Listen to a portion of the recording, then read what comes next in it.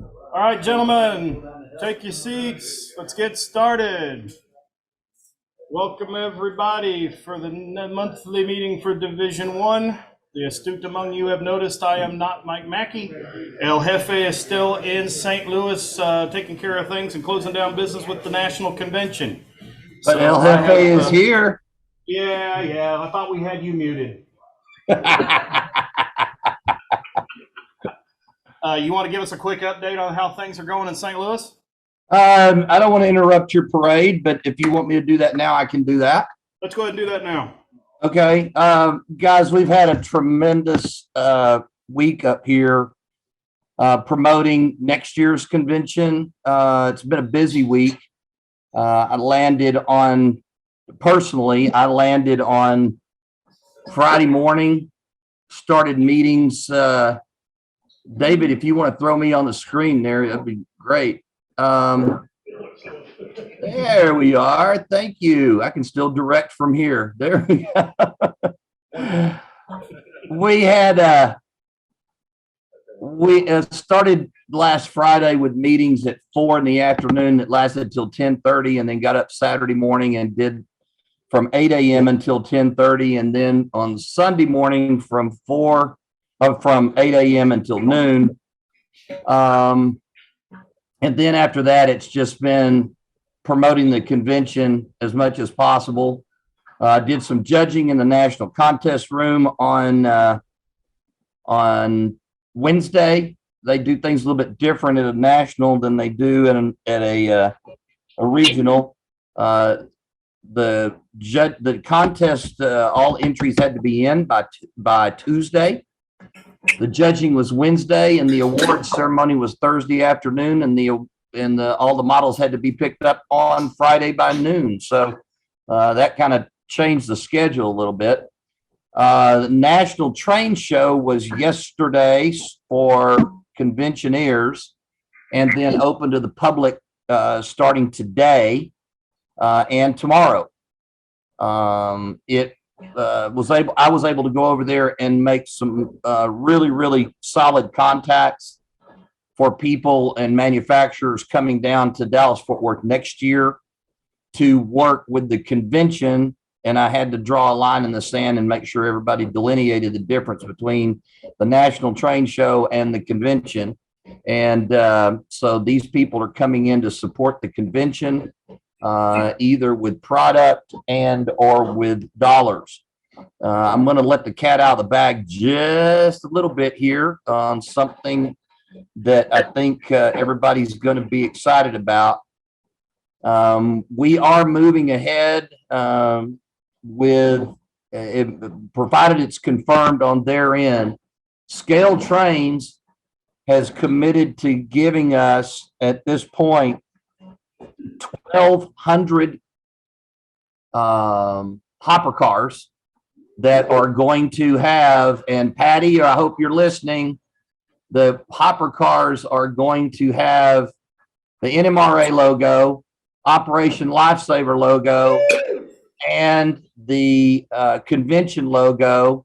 The car number is going to be TXEX 2023, and they are giving those cars to us so that every individual who registers for the convention up to a number of 1,200 receives a free car. I figured there'd be a round of applause with that, guys. Lots of wows. Yeah. So it looks like that. I mean, that's something that's never been done before, guys. Everybody's had to buy their own convention car and all that kind of stuff. So this is unprecedented. I talked to Shane yesterday, Shane Wilson at Scale Trains for about an hour yesterday, and he is so solidly behind the convention. It's not even funny. Mr. Crumpton, are you in close proximity? You in for Crumpton? Crumpton, yes, Crumpton. What did I say? I said Crumpton. I'm sorry. I thought maybe there was a new guy here. No, yeah, sorry. Yeah, what you got? I just wanted to also share with you that on the National Road Show that Scale Trains is on. They would like to get in contact with you and schedule a date to bring the road show to the Texas Western Model Railroad Club. Yeah, bring it out, bring it out. Bring it out.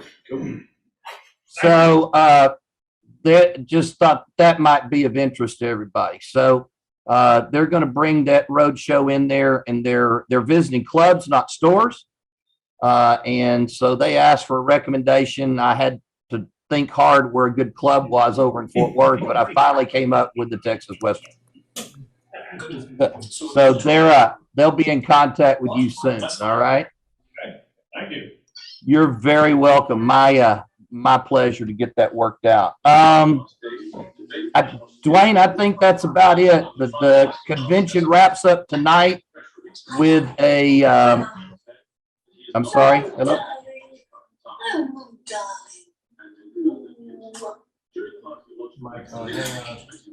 The convention wraps up tonight with the banquet, and the keynote speaker is Michael Gross.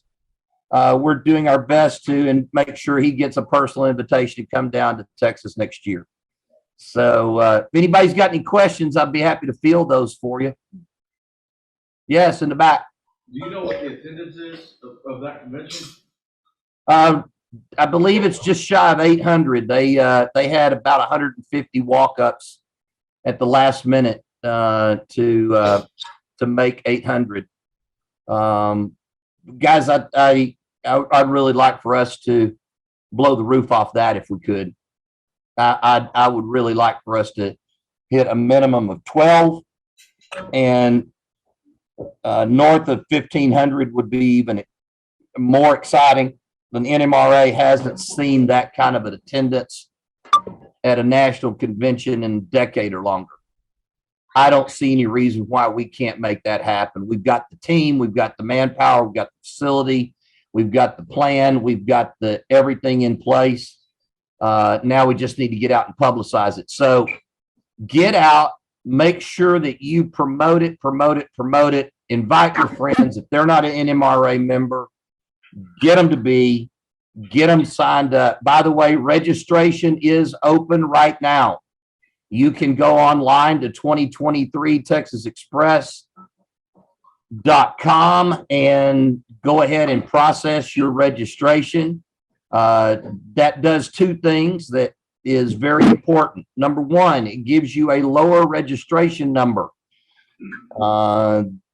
By having a lower registration number, that gives you priority on others when it comes to signing up for extra fair events like tours and banquets and excursions and things like that when they become available. That's number one. Number two, it helps the convention because it puts money in our piggy bank so that we can have the ability to go out and do other things and make definite plans and things like that. So do yourself a favor, do the convention a favor, register. Do it like they do Cook County, register early and register often, okay? Anybody else have any questions? No, we look good. All right, Dwayne, thank you very much. Hey, by the way, everybody give Dwayne a big round of applause for stepping in my hat and filling in. We really appreciate it, Dwayne. Really do. You always answer the bell whenever it happens. And I just couldn't appreciate you more. Okay, buddy? Oh, shucks. Thank you, Mike. Thanks. You're welcome. Yeah, glad to hear they got some walk-ups up there. I know there was some concern about attendance, so it's good to see they had some numbers come up. So we're going to do things a little bit differently this morning. We're going to have our clinician come up a little earlier in the program than we normally do, kind of help her with her schedule a little bit. We've got Patty coming in from Operation Lifesaver is going to talk to us. We'll have our normal tips and tricks and Q&A and all that kind of good stuff here in a little bit. But I do want to do one thing before we get off into that one. I want to go ahead and present some AP information here. First and foremost, Mr. Russell Gill, where are you, sir? I saw you in here a minute ago. Yeah. Russ had us drop by and present his golden spike. He earned this one a couple of months ago. And I mailed it to him because I was out and about and missed that one particular meeting. And then it didn't show up in the mail. So there's another one, Bob. Thanks, sir. Congratulations. Nice little reminder. The Golden Spike is, for lack of a better term, it's kind of the gateway drug into the achievement program. It's the one that gets you in and gets you hooked. If you have a 4x8 layout running around at home or bigger, and it's actually up and operating, you've got some scenery on it, things like that, you probably qualify for it and don't even know it. There's no scratch building involved in this one. It's a, do you have this? Yes. Can you display that? Yes. Does it operate? Yes. Then you're in. But it does kind of give you that little jump start into the achievement program. And as all of you have heard me talk about it many, many times, it will make you a better modeler. If you are interested, come see me. Mr. Crumpton up here, David qualified for his card. Structure. They gave you the wrong, they printed yours the wrong one. Well, we'll give you this one, then I'll give you a different one next month, because yours says cars. Oh, my goodness. I bet you, I wonder if Mark O'Shea says structures. Oops. Okay. Well, David earned structures. Just I'll scratch that out and we'll put structures on it. Thank you. Congratulations. All right, let me jot that down. That we need to get that fixed. I'll send myself an email about that one right now. Well, you're got a Mark's lot. Yeah, there we go. Yes, sir. So you're going to kit bash his award, though? Yeah, exactly. Yeah. Hey, when Fran Hale, Miles and Fran, most of you probably know them, they did the demo stuff for Woodland Scenics for years. Good friends of ours. When Dad was I think he was still the division director, maybe up there in Turkey Creek, she earned her MMR. And the plaque hadn't come in yet from the trophy shop, so Dad made her one. Now, she dealt with special needs kids in schools and was a teacher. Well, he took a font called Crayon, and it looks like some 5-year-old wrote it, and some of the letters are around backwards, and each letter is in a different color, and he did up like an MMR plaque and presented it to her. She actually has that one hanging on the wall above the official. Let's see, fix David's search. It says cars. Send. All right, I'll get with Frank. We'll get you another one printed up. Sorry about that. I didn't even look at when I got it. I looked at it. Crumpton, yeah. O'Shea, yeah. We're good. From an AP perspective, we've had a fairly good year so far, but I know a lot of you guys have got some of this stuff done. Just need to put some pencil to paper. I'm going to call you out like Mike usually does, but I'm looking back there at a certain gray bearded gentleman back there that I know was probably sitting on at least 2, maybe 3. So pencil to paper, but seriously, if you guys got some questions about it, let me know, because the process is really worth getting involved in, and it will make you a better modeler. Patty, would you like to present your plan now? Patty Donaldson here is from Operation Lifesaver. She's agreed to come in and give us a little talk, and welcome to the group. Thank you, Dwayne. Yeah.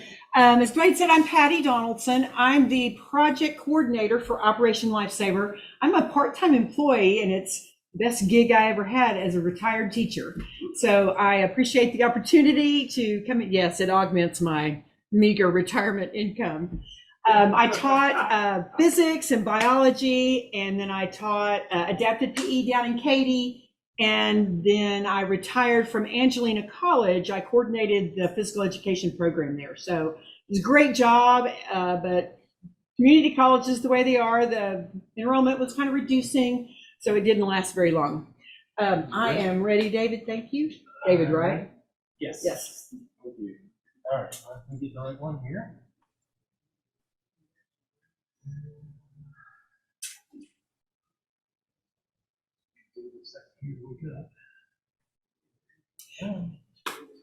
So I live in Hillsboro now. Oh, here we go.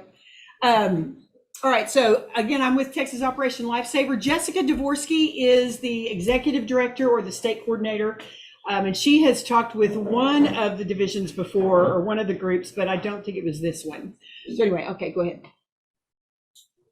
All right, so Operation Lifesaver began in 1972, and it began as a result of the fact that the U.S. had experienced over 12,000 incidents on tracks during that year, during 1972, or maybe it was in 1971. But they organized it in 1972. It's based out of Washington, D.C. That's where our national office is, even though they're all spread along the seaboard because we don't have an office anymore. In fact, Mariah, the training person that I deal with the most, she's down in Orlando. So she lives kind of down in Florida, the Sun State. We were created so that we could educate the public about the dangers of trains and tracks, and also educate individuals on what to do when they approach tracks. In 2021, wait, not yet. In 2021, we had just under 2,100 incidents on tracks in the United States, in the entire United States. So we dropped to 82%. So we feel like either we're doing something good, or maybe the public is not as dumb as they used to be. I'm not real sure which one you would attribute that to, or maybe a little bit of both, maybe. But even so, we still have an incident on tracks every 3 hours in the United States. All right, thank you, David. So this is kind of a breakdown, and I'm going to get out of the way so I can see it. So this is a breakdown where Texas falls, and obviously we don't like to be number one in these kind of stats, but we are number one because we have the most tracks and we have the largest amount of land area. So we're going to have the most of any of these. So total incidents were 2047. We were 247, which is 12%. So we had 12% of the number of incidents. There were 246 fatalities. We had 17 of those fatalities, which was 7%. Injuries was, I had a friend that said, could it be just one number less or one number more and not just 666? But Texas had 58 out of the 666, and that's 9%. But this is where we compare, and these numbers, except for the incidents, these numbers really fall into where we fall as far as the percentage of miles of track, our percentage of the United States. So I love this picture. It actually came from the Texas, the Railroad Commission of Texas. But I love it because it's color coded, and you can see that UP probably has the most tracks in Texas, followed by who's green? BNSF, and then also lastly would be Kansas City Southern, which has been bought out, and they're going to be something else by the first of the year. But I can't remember who bought them out. Anybody know? Canadian something. Thank you. Okay, CP. All right, so Canadian Pacific. All right, go ahead, David. So our mission then is to educate, provide public education programs in the U.S. to prevent collisions, injuries, and fatalities on and around railroad tracks, and also grade crossings. So those incidents that occur on the tracks, we drop them down. Most of the time they're preventable. And in a minute, we're going to look at some of the terms that we use because we know most of these incidents are preventable. And lastly, we're committed to providing the resources that people need in order to get the word, to spread the word all across the United States, hopefully resolve the problem. So we did last year, we presented to, we gave information to over 15,000 people here in the state of Texas.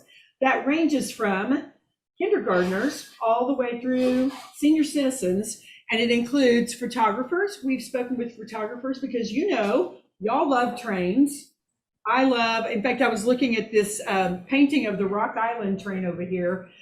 You just love the perspective and how it just decreases into nothing. Same with tracks. People love to take pictures of tracks for that very reason. It's just picturesque. But we've spoken with photographers to make sure that they know that it is illegal to be on tracks because that is private property. We have people that talk to driver's ed classes all around the state of Texas. And we want to make sure that our new drivers understand what the rules of crossing a railroad track are and make sure they know what to do if there is an emergency. School bus drivers, Lord have mercy. We have been so busy in the last week or two because school is fixing to start. In fact, I spoke with 140 Birdville ISD bus drivers on Monday, and we're trying to get them all set up and do their professional development, their CPE credit. Law enforcement, we have what's known as RISC, R-I-S-C. It is Rail Investigation and Safety Course. I think that's what it stands for. But we train law enforcement in how to deal with incidents that happen on tracks because, and I will tell you, y'all probably know this, but engineers and conductors, railroad personnel that are on the trains, do not even have to have a driver's license. They do not have to own one. And so they don't have to carry one. In fact, they don't want you to carry one. And a lot of law enforcement don't know that. And so there's an incident and they ask the engineer for their driver's license and they're like, I don't have one. I don't carry it with me. And the law enforcement personnel, they get kind of bent out of shape. And so it's very important that we train them on how and what to do. General adult, every time I meet with a group of people, friends or colleagues or whatever, I tell them about these kind of things, the blue ENS sign, how to get away, what to do if your car gets stuck. So I am trying to spread the word as much as possible. I do it on Facebook all the time. K through 12 students, we have quite a few of those, but not nearly like driver's ed, because K through 12 students still, they cross track. How many of y'all have ever crossed tracks to get to the other side of tracks where there was not a rail grade crossing? Yeah, me too. Me too. How many of y'all have ever, I hate to ask this question even. How many of y'all, especially when you were younger, put the penny or the quarter on the track to see what would happen? Yeah. Stop that. Stop that. But it's so fun. I know, it gets all smashed, but then you have to find it like 10 feet down the rail. And so we want to educate K through 12 students because many of them have to cross tracks to get to school. And so we want them to be careful. I don't know if y'all heard, y'all may be close enough, La Vega High School. La Vega, the kid that tripped as she was trying to cross the tracks to get to school. She tripped and fell, and her little brother saw her get killed. And that was tragic. So we want to educate students as well.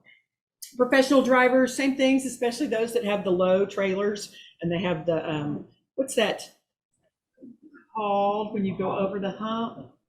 It's called something specifically. High center. High center, thank you very much. That's it, that's it. So we want to educate them, and not just professional drivers, farmers, same thing. They need to know about safety, about going over tracks. Media, and then also first responders. First responders go in with law enforcement. All right. So this is what we did. We did 291. I thought we did more than that because I totaled the numbers, but our goal last year was to have 500 presentations, but due to COVID, we're having a hard time kind of getting ramped back up to do face-to-face. But we had 291 presentations to new drivers. So we're talking driver's ed. 2,136 school bus drivers. That was last year. I think we're probably past that this year is my guess. 172 police officers and law enforcement, and that's in risk. And this is just in Texas. This is just what we did here in this state. And then we reached 21,000, over 21,000 just through booths and special events. How many of y'all were, well, if you didn't get here, if you didn't get there as soon as they opened, you probably didn't get to it because of the storm that came through. But how many of y'all tried to come out and see the big boy that came through Fort Worth? Anyone? Good. Did you actually make it? Did you get to see it before the storm came through? Okay. Good. Yeah. Okay. Well, I heard within about volunteers. We worked it. Oh, really? Oh, so y'all had to deal with the mass hysteria and whatever. Okay, fun. All right. Okay, so this is these are some terms that you are probably familiar with, but the one that we use, the one that we don't use is accident, because accident makes it sound like it was totally unpreventable, that there was nothing they could do about it. Now, I hated that term because I feel like accidents can be prevented. And what I looked up on dictionary.com was accident says typically unexpected or unintentional. Yeah, people don't intend to get their cars stuck on the track, except that there's an exception to this. I don't know what the numbers are, but there are a lot of homeless that they commit suicide on the trains. And I've talked to a couple of engineers that said that just that vision of that person on the track as their train is coming into them, it just stays. I imagine they suffer from PTSD is all I can think of, because that would be tragic. That would be horrible to have that in my memory, burned in my memory. So we use incident, crash, or collision. We typically don't use accident. Active warning devices, those are anything that move, the lights flashing, the arms that come down. The passive ones are the ones that are there all the time, the markings on the road, the crossbuck that's 50 feet out, the no passing zone. Rail grade crossing is where the road and a railroad cross at the same level. Doesn't include the overpass or the trestle. Pedestrian, person on foot, in a wheelchair, on skates, or on a skateboard, anyone not in a vehicle is really what that means. Trespasser, anyone who's on railroad property or the right of way of a railroad. So that's the 15 feet on either side of the tracks without permission. Obviously, a rail grade crossing is where we have permission to access railroad property. So anything other than the rail grade crossing would be trespassing. Coming up in about a month and a half, we're going to have Rail Safety Week. It's always the last week in September. And so this year, it's going to be the 20th, Monday the 20th through the 26th, 27th, whatever that Sunday date is. That's not right. Yes, it is. Yes, it is. 25th, yes. So, and what we do is we have a whole bunch of different activities that we do to try to get the word out. We have special events. We'll have a lot of people. Thursday of that week is wear red. Everybody's going to wear red. So it's a red out day. So wear your red to just promote rail safety. Okay, go ahead. These are some of the things that have been done. Waco has chalk art that they do in the downtown area. And so these are examples of some of the artwork that kids have done or that other people have done. I assume adults may have done it too. I don't know. But this one are different posters that we had out. And these I love because it's always train one, whatever the other entity is, person, car, truck, whatever, 0. So train always wins. And this is another one that we do a lot. Always expect a train. Obviously, y'all know with freight trains, there's no schedule. I love watching trains whenever I drive to Colorado. If they're going southbound, the freight trains have what? Coal. If they're northbound, they have Empty. nothing. That's exactly correct. All right, David. This year and last year, beginning last year, we partnered with the Motor Vehicle Network and we did a PSA that they put in the DMVs of these 8 areas, Bastrop, Fort Worth, Liberty, Monahans, you can read it. But we're continuing that through this year. Would you play the, this was the PSA that played in the DMV offices. Is that on the website? No, just click on it. Yeah, run over it. There you go. You know what to do if you're stuck on the railroad crossing. Get out of your vehicle. If a train is not approaching, find the blue and white emergency notification system sign on the traffic signs at the crossing. For help, call the number on the sign and give them the crossing number so they know your location and can alert train traffic. Remember, find the blue and white to save your life.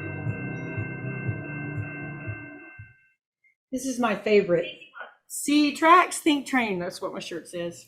I love that. Every time I get to a railroad track, I say to myself, see tracks, think train. Sorry, go ahead, David.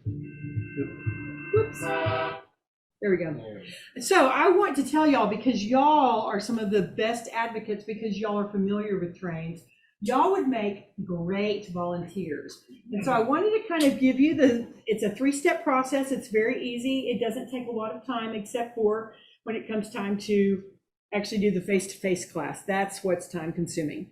But the first thing is you can go on to oli.org, find volunteer or become a volunteer. I can't remember what the link says at the top. And then there's a link down there to fill out an online application. You fill that out. I will get an email. Jessica will get an email that says, you have a new application. And so I'll change it to online classroom and I'll send you an email that says, congrats, you have begun the process to become an OLOV, an Operation Lifesaver authorized volunteer. And then you will get an automatic link that puts you into an online classroom just to kind of familiarize you with the material that we do. The step 2 is to do the online classroom. And as soon as you finish that, and it does not take long, maybe an hour, but it's the nice thing is if you have to go do something, it remembers where you are, and when you come back to it, you can re-begin or start it where you left off. And then as soon as you finish that, you are automatically upgraded to face-to-face. And so this was a class that I had, I think this was DFW. So all of these people are in the DFW area. And so you have to attend a face-to-face class. I think we did virtual during COVID, but I'm not real sure because I wasn't a part of that. I didn't start until October of 2020. But anyway, we try to get you into a face-to-face class so you can be an authorized volunteer, okay? And once you're an authorized volunteer, what we require, just two things, that you participate in 2 events per year, which is not much. If you speak to the group, or if you do a booth, if you are a volunteer at a booth, then you have met the requirements for that particular year. The only other thing that we require is that you use OLI approved materials and photos. So on Monday, I told you I spoke to some school bus drivers, but I was doing it with 2 other volunteers. We were kind of co-presenting, kind of tag teaming. Well, one of them had a video that's what she's had for school bus drivers. And so I said, send that to me, because I didn't know that we had a video for school bus drivers. And so it was all about the incident that happened in 1995 in Indiana, where 3 inches of a bus overlapped the track and the train came and 7 kids were killed. And so it was after that that they began having training for school bus drivers so that they would realize what the length of the bus was. And it was kind of a perfect storm. This was a substitute bus driver. She was running behind on her schedule. Just on the far side of the tracks was a stoplight where she got stuck at and didn't realize when she crossed the tracks there was not a train coming, but she was stopped at that light and she had to stay there long enough, and a train came through and just took off the carriage part of the bus. So it was not good. But anyway, that's why we want you to stick with photos that we've approved that have gone through our materials. I don't know what MCR, materials something committee. I can't remember what it stands for, MRC. So anyway, and that's just an example of some volunteers that we have that have worked a booth. Okay. This is some of the information that I will, that any of our volunteers give. Will you click on that? It should show. Here we go. So it's an active one. And basically it shows if your car gets stuck on the tracks, you want to run in the direction the train is coming from, but out at a 45-degree angle. I tell the people that I talk to all the time, don't run in the direction the train is going. You will never outrun the debris that is going to be spread across 180 degrees. And so that's why I always said, I did say, run in the direction of the train. And somebody said, down the tracks? Would I tell you to run down the tracks? Really? Really? Okay, next, David. Another one that's on there has to do with this blue sign. I'm sure that y'all know, if you get stuck on, and actually I learned this at the last training I did, and I'm sure y'all know this, and I know when I say, did y'all know, y'all are all gonna say, but I'm gonna ask it anyway. Did y'all know that the arms down is the default setting for any emergency? Okay, so it's default. So even if there's not a train coming, there is something wrong either with the signaling, the track, the train, something. And if you don't see a train coming for a mile down either way, but the arms are down, still a good time. Call the 800 number on that blue sign that's on every cross bucket, every crossing, except for private roads. If there's a train that crosses a private road, I don't believe it has the blue sign. So anyway, call the number, give them, and it's always a 6-digit number. I'm like, really? That means there's only 999,999 options. They said, well, since there are only 183 crossings in the United States, it's okay. And I'm thinking, does that sound like a low number? Yeah, 183,000 is what they said. And I'm like, okay. All right, I'll believe you. So anyway, it's a 6-digit number with a letter following it. It's always in that format. This is my issue. I think it's the FRA has said that they want the blue signs to face the tracks. And I'm thinking, if my car is stuck on the track and I've been told to get out of my car and get away from that location, why would I want to be on the track so I can call that number? I know, it's stupid. Some of them are facing the road, some of them are facing the tracks. Some of them are hidden. Sometimes there's that box that coordinates, or that not coordinates. Relay. Controls. I knew it was a C word. Thank you, whoever that was that gave me controls. Was it you? Thank you. You know, I'm getting old. I'm forgetting these simple words. But sometimes it's located behind that control box. I'm thinking that's kind of a dumb place to put it too, because it's not easily seen. But look for that. And that's on every. This reminds me, how many of y'all drive up 287, like you're headed to Amarillo? What is it? The BNSF is there on the right-hand side for part of it and on the left for part of it. But this is what that reminds me of, because a lot of them don't have the active warning systems. It just has the passive. And so it's got the crossbuck and the sign. That's it. That's all it's got. All right, next. And this, go ahead and click on it. This is an example of the passive that I show people. Click again. You got your crossbuck. You got the road markings. Click again. And you've got your no passing zone. Click again. Click again. Click again. There it is. And then you've got your crossbuck at the tracks. Click again. And then your stop line. It amazes me how many people will get up in front of that stop line and then now they're trespassing if a train is coming. And you know, I've lived out in East Texas for 14 years, and there's a lot of track out there. They don't have the active warning signs, and people just blow across it. And I guess they think that if they don't see any movement, there must not be a train coming. And so, yeah, I always try to slow down whenever I come to those tracks that don't have the active warning signs, and make sure there's nothing coming. All right, next. Okay, flashing, these are your active warning signs. Obviously, y'all know this. It has to be treated like a stop sign. Go ahead. So this is kind of information that we give driver's ed students, K through 12 students, school bus drivers, and you know, school bus drivers have to stop at the stop line before the tracks, and look both ways. Same thing with hazardous material trucks, that kind of thing. This is where we are on social media. If any of you do Facebook or Instagram or Twitter, or if you happen to be on LinkedIn looking for a new job or whatever, these are the ways that we get the word out. All right, I think that may be it. This is my contact information and Jessica's contact information. My email has a 2, hers has a nothing. Just techsoplifesaver@gmail.com. So if you ever have questions, if you want to become a volunteer and can't remember the website, send me an email. I will get you in the right direction.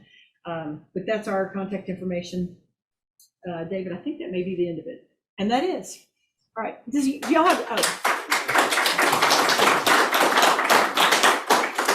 have any questions? Question. Retired school teacher. Yes, sir. Is a parent. We have met since I'm married to one. You're kind of bubbling over. Is that what you're saying? Comment. So I live in the Leo area. There's a major east-west UV line that goes right through town. And Yes. a silent crossing. And there's schools on the north and south side. And it's just a matter of time before something happens in Leo. So I recommend you get a hold of the ISD, because there's a lot of dumb parents in Leo. And there's a morning intermodal that comes through there every day. Alito. And it's just a matter of time before something happens. Okay, so I need to contact People- probably transportation The or, gates come down, and, Yeah. and people trying to get their kids to school, and they go through it all the time trying to beat that. going around it. Okay. All right. Hey, did I see another hand back there? I see that hand. Okay. Do they break it down on incidents, on whether it's a train in a car or whether it's a train in a Yes. The FRA has all of that very, I didn't room. I didn't know if I had heard of See out front. that. Right. And then I have a second question. Yeah, is it path and stuff like on the highway or on the street, whose responsibility is to put that down? The My county guess or? is Tech dot would be on the farm to market roads maybe, and then maybe the county for the county roads. That'd be my guess. One Joshua, I think we had. Is there a Tech dot office in the area? Yeah, there's one right in all of first one. Tech dot's one of our partners, and so I would think that they would be responsible, or they would know who is supposed to be responsible for that. Other questions? So I gave you all the information you wanted? Yes, sir. Not a question, I had kind of a, oh my God moment. Last week I was going to run some errands. UP line crosses the street near where I was coming from. Arms were down, a lot of red flashy lights. Vehicles stacked up on both sides. I could see it plain as day, there was no train. But I was able to, about 150 feet down the line, they were stopped. Right. And people were, whoop, whoop, whoop. Going around it. Well, I joined the parade myself because, there are people behind me. Okay. And I went down Vickery, and the train was stopped. It was close to 3 mile long train. It was just unbelievable. So it was blocking all of those crossings? Yes. And I couldn't believe it. It was stopped. There was a set of signals that he was getting to stop. I don't know. He hadn't cleared the circuit enough. Right, right. That happens a lot on that road, because the trains are longer, and have to leave earlier this week. The tail end is 50 feet past the gate. And so we're teaching people bad habits. If everyone, well, stop right there, so I know I'm not going to get it. I did it too. And, Slap y'all's hands. well, That's a good time, though, to call that 800 number and say, hey, this train has stopped, and we get the arms up until they make the decision to start moving or whatever. And that's a good time to call. It's anything that's going to impede the progress or maybe be a potential danger problem. That's when you want to call that 800 number. On the Alito, I tried to do some education on Facebook because there was this lady, she posted a picture on the College Station, very similar to the school bus incident. There was a college girl who went around, she pushed it all the way through and got back in and got hit. And she started out her comment that those crazy train drivers are not stopping and they're hitting my friend's daughter's car. So I just kind of posted some general facts about length of the train, weight of the train. It takes a while for it to stop, once it sees it, yeah. There's a lot of missing. There is. Any other questions or comments? Mike, do you have anything? Any comments, any questions? I got a comment. Thank you so much for coming. We certainly appreciate you, Patty. You did an outstanding job, and we hope that there's several volunteers that come out of our group to help you. Guys, you need to really consider being a volunteer for Operation Lifesaver. This is something that we've been talking about for coming up on 8 or 10 months now, along with Jessica at the main headquarters and down in Waco area, I think it is. So we really need to try to assist these folks and get the word out. I started working with Operation Lifesaver myself back in the mid 80s.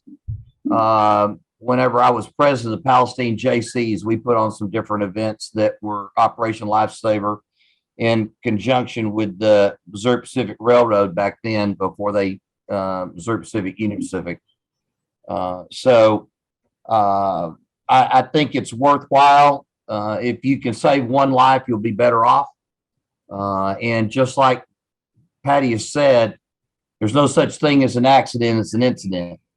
If you can remember that, then you're halfway home to being a great volunteer for this organization. Thank you again, Patty. We appreciate you.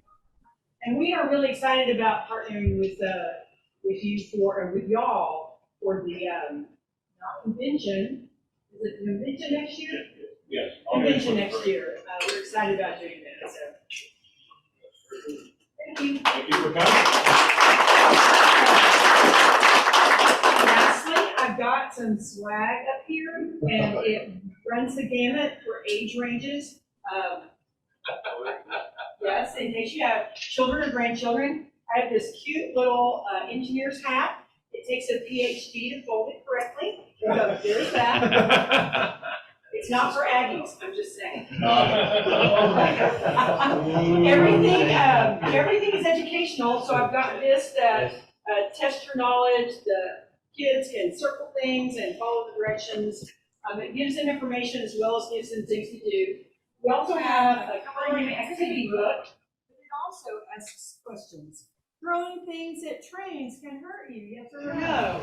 So this is a good source of information. I have key rings that say, see tracks, think train, my favorite mantra. Also, I love quizzes, because I'm a teacher. So I've got, can you make the grade? It's about a 16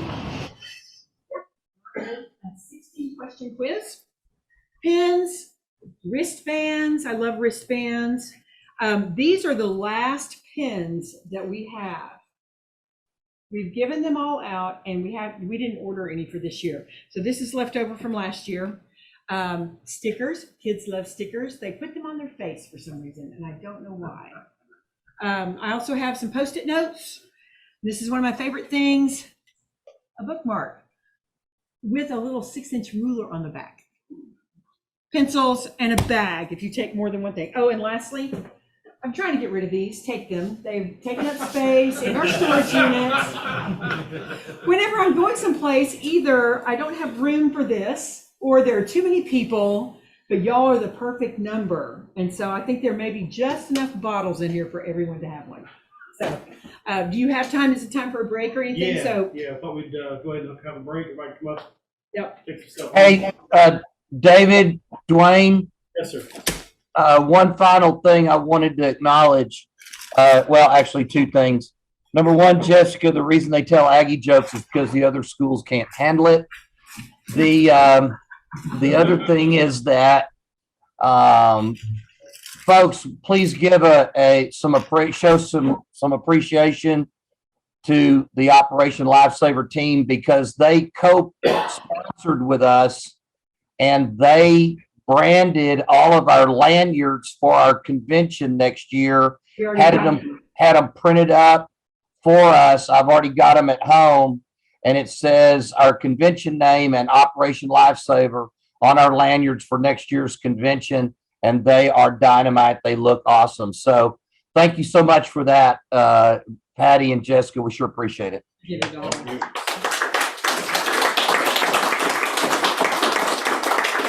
So come up here, avail yourself of all of this stuff.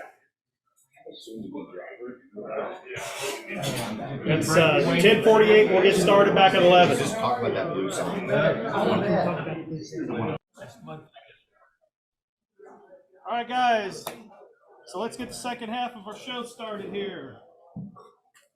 So first thing I want to talk about is the upcoming Plano Train Show. We are looking for volunteers. Russell's got a sign-up sheet up here for anybody that wants to volunteer to help out in the booth. I would please, if you've got some time at the show, swing by and help us out. Basically, answer some questions and help promote the organization. Russell, you got anything you want to add? Yeah, there's a category that is working the booth last week. Got some waffle kits that we're going to do bottle building as well, so we need volunteers for that and for different things. I did go to the Division 3 meeting last month. I think they thought I was still in the city car ward. So if I get as many signatures and volunteers today when I show up next Saturday, to show what Division 1's going to do, because I think it's Division 3. Yeah, I've got some time that can help out the show, please do. We could always use some help in the booth, and it's always a good time to have a lot of fun with it. We've been doing this one now for a number of years, and it's been a really good membership drive for us. So whatever you can do to help us out, that would be great. I believe we have a first-time member, first-time joiner here for the club. Would you like to say hello and introduce yourself? I'm James O'Day, and this is my son, James O'Day. I'm sorry, James. So how do we tell you apart? So James is very, very interested in trains. Growing up, I was always interested in trains. He started his model railroad career pretty early in life. By the time he was 4, he started collecting model trains. He was Good man. Welcome. Wow. Good to have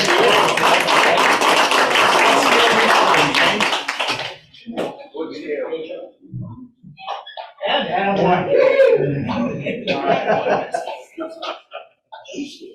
You're into the spectrum. I like it. Cool. Well, welcome aboard. I've been model railroading about from the same age as you on up. I did it with my dad. It was something we did for the rest of his life. It's something I'm hoping to do with my nephew and some other kids for the rest of theirs. So, welcome aboard. Happy to have you. Hope you join us more often. There's a lot to learn in this hobby, and you're going to learn a lot of things over the course of this beyond trains. I learned how to use things like a circular saw and jigsaws and stuff like that, building bench work. And then that's led to me building furniture. I build guitars, I build harps and all kinds of stuff. And a lot of that started by confidence I learned when I was a young man learning how to build trains. So you're going to learn a lot. I hope you stick with it, and welcome to the club. We're happy to have you. So, all righty. Show and tell. You want to do that first? You want to do quick tips and tricks and questions and answers? Let's do show and tell. So let's start at the front. We'll work our way to the back. Chris, you brought your locomotive up here, and a very nice looking curved turnout. Okay, Chris Link, first meeting was last month, so just brought two things. I'm constructing bench work right now, and I have quite a few fast tracks turnouts.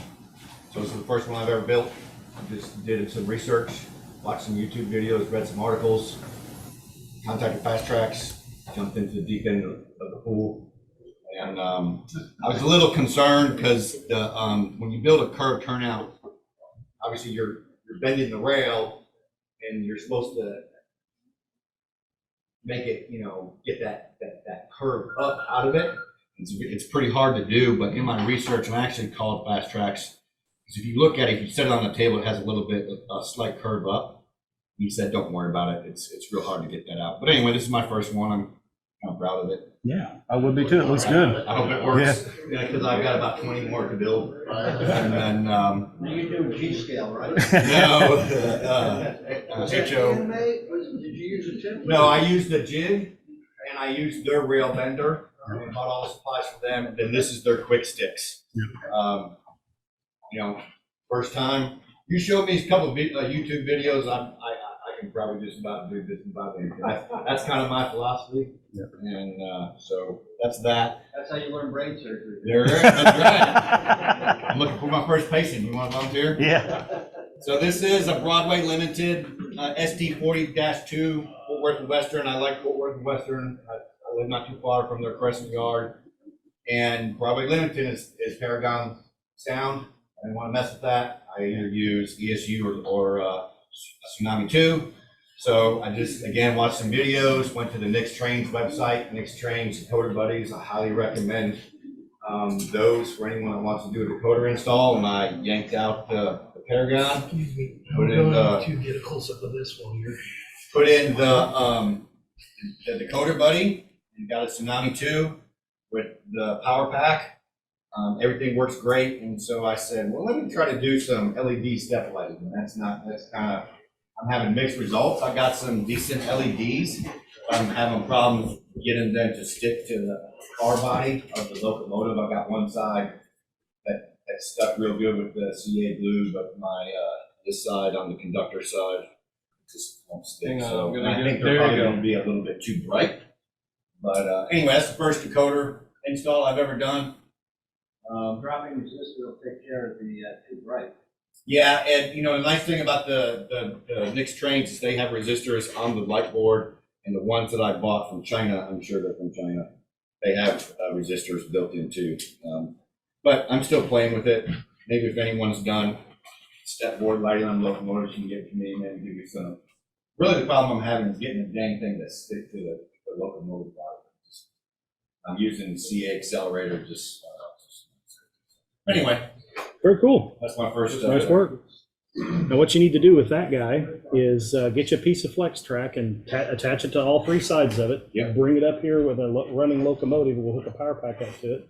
And if it runs all through it, we can take our check gauge and check all of it out. That could be one of your scratch built turnouts for civil. Okay. Yeah, I've already checked it all and stuff. Okay, that's awesome. Yeah. I'd love to do that because I've got like 20 more Yep. to do. So, okay. Well, you picked a hard one to start with. I did. I don't have any fast track straight turnouts on my layout. Every single one of them is curved. Yeah.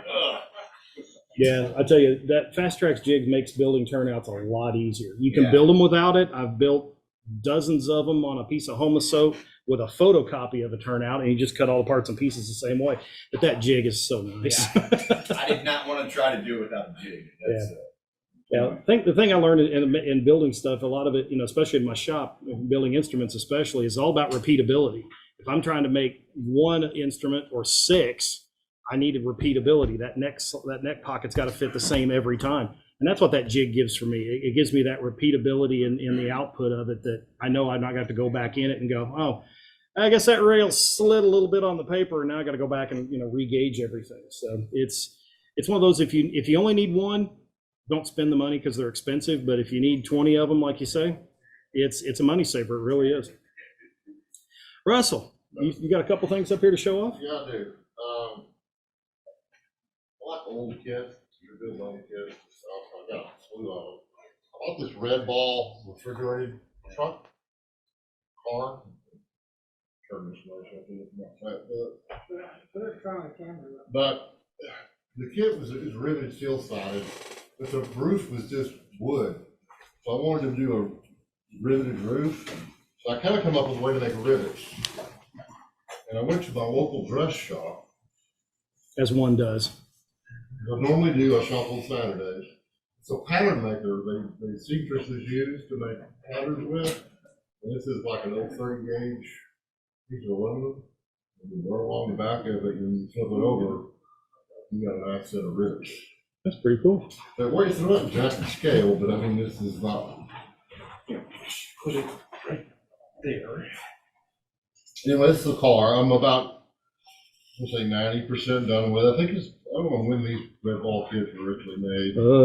50s and 60s. Yeah, it's old.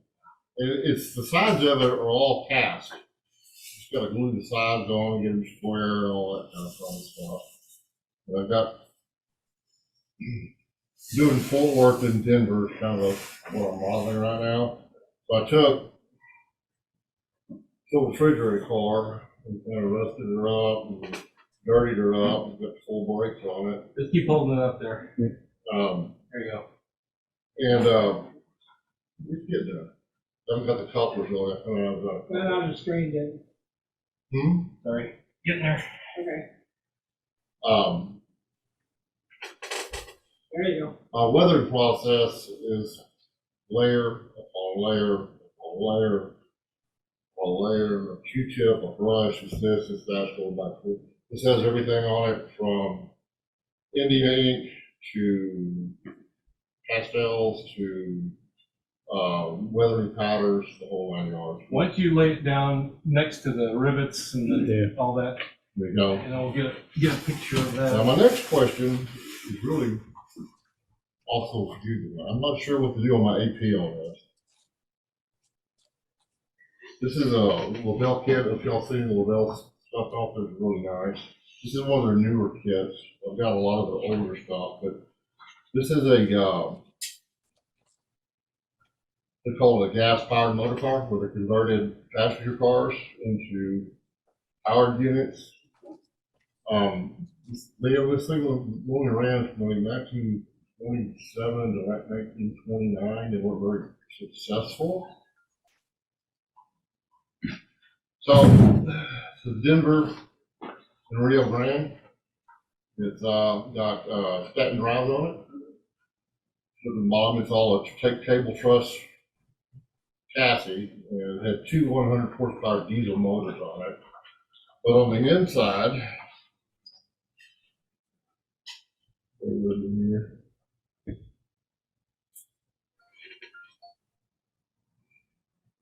It's got a full interior in it. Got hardwood floors, all the seats.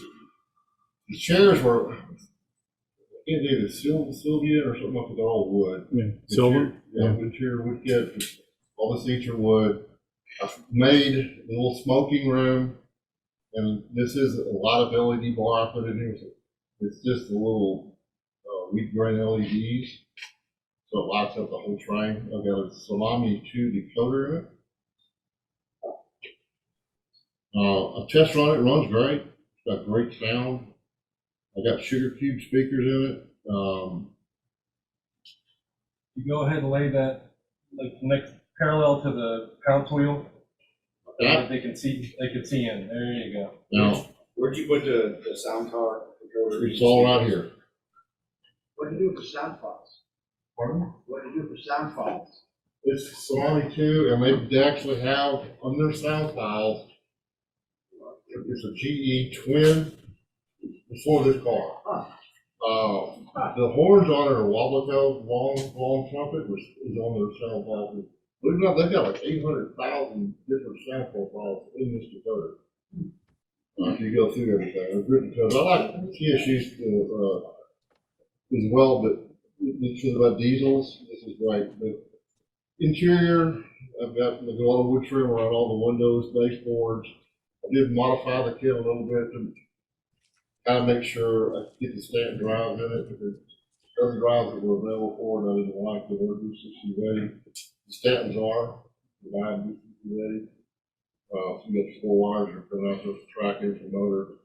Backtrack is a dummy, but it's still DCD ready. And it runs good, it sounds good, it's loud. I'm deaf, I can hear without my hearing aids. The sugar cube speakers, when I get that, I've got some other kits that I'm gonna take out the other speakers and go back to the sugar cube. They sound really, really good. Yeah. I got about 3 months in it, I'm not done with it yet. This is what I don't know, my AP, is this considered a passenger car or a private car? You can actually have it be either or. If you're looking at it to be a car, if you're looking for it to be a car, then yeah, that would count as something for your passenger train. I've got 8 passengers without cars, so I'll try to do, what I've learned, I'm doing trying about 2 of each kit. So I build the first one and screw it up, so I'm doing the second one. Can that be a locomotive? Yeah. If it moves under its own power, it can be considered one of your locomotives. But It can only be one or the other. It can't be both. So yeah, so that, in fact, we just talked about that a second ago. David and I were talking on the break. So when you're looking at the AP, one of the car requirements is that one of the 8 cars that you have to present, obviously 4 of them have to merit, 4 of them have to be scratch built. They do not have to be the same cars. Any 4 can be scratch. Any 4 of the 8 can be scratch built. Any 4 of the 8 can be merit scored, or has to be merit scored. But one of them has the requirement to be something found in a regularly scheduled passenger train. And people usually go and go, oh, that means I have to build a passenger car. No, it just has to be something that's in a passenger train. It can be a parlor car. It can be a observation car. It could be a passenger coach. It could be an RPO. It could be a baggage car. It could be an express reefer. It could be a drover's caboose. It could be a rider gondola. There are a lot of options. So don't get wedged into thinking I have to build a passenger car. You've got other options. Now, something like this, where it's under its own power, you can have it count for either one, but just one. Yeah, I would, because you've got to, for motive power, you have to build 3, and all 3 have to merit. 2 have to be something that's super detailed. So when you get everything finished, get your people in it and all that kind of stuff, that would be a perfect time to do that one. But you have to have 2 like that, and then one of them has to be completely scratch built. And that involves some more things that if anybody's got questions about, we can talk about. I've got a goose, I'm sorry. Yep. And I've got all the parts and pieces, actually I'm building the chassis out of glass. Good. Yeah, let's talk about that before you get out of here, because there's a couple 3 important pieces that have to be built from scratch, and I don't want you to miss this whole thing because one of them ended up being a casting. Okay. With one thing real quick about the guys up the Bell, Wyoming, Mike, I believe his name. Super guy knows a lot of stuff. I've got 8 passenger cars that I'm doing Fort Worth and Denver. And on the south, they don't have Fort Worth and Denver now. He is making them for me at no additional charge. Wow. And the Texlandia car, which was included at Dallas Square Park for a long time, I'm doing the Texlandia. And he had them proper, because I didn't know what colors they want. He said back then they painted pretty much what they had in the shop. But most of the Texas and Denvers were coach green. But the Texlandia is Coleman green. But he's making all the decals for me. He's charging me $5 a car for decals. And of course, he had all the information and stuff. And I've got like 8 or 9 of his kits. I've got 2 cattle cars that I'm doing as well. Once again, I got 1 cattle car built with a challenge, but now that I know what not to screw up, I'm going to build the second one. I know what I'm doing a little bit better. But anyway, that's kind of what I'm thinking. Right? Well, cool. Good job. Thank you. Tell you funny about Pullman Green. When the railroads got nationalized during World War I, they ought to do what all railroads do. They stocked up on all kinds of supplies because the government was paying for it. Right. So everything came out with a military green color. And when the war started winding down, every railroad went out and ordered as much paint as they could get and saved that stuff, had it stockpiled for years. It's no wonder everything stayed green. Everything was all pretty and colorful and pinstriped, and then they got nationalized. Everything became green. And for after that, for decades, everything stayed green until they ran out of paint, and then they went back to the pretty colorful stuff. What he told me is the coach green, watercolor, they have some yellow paint, and they run out of Pullman, so they Yep. make yellow. And then they run out of green, that's when the Denver cars are all yellow, because that's what they have. Yep. Oh, yeah. Oh, yeah. You see some red ones and some red ones, just what do they have? Copper wire got invented by railroads pinching pennies and stretching them out. Mr. Crumpton, I think you're next.